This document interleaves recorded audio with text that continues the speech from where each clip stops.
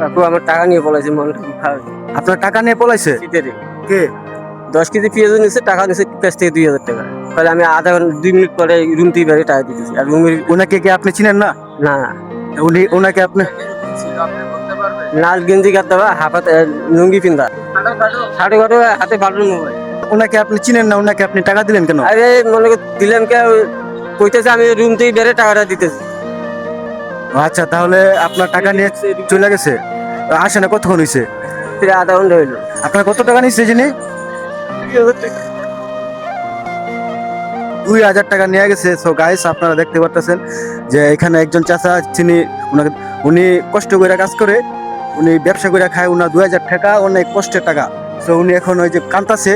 এরকম মানুষের তীব্র নিন্দা জানাই, যে এরকম কষ্ট করা মানুষের টাকা, হালাল টাকা সে কিভাবে নিতে পারে।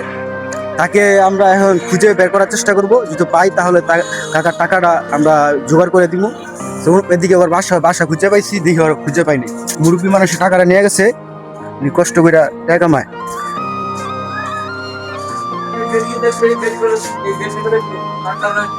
আপনি আসেন, আপনি সামনে আসেন। হ্যাঁ, এই যে রুমে থাকে না, না না না না না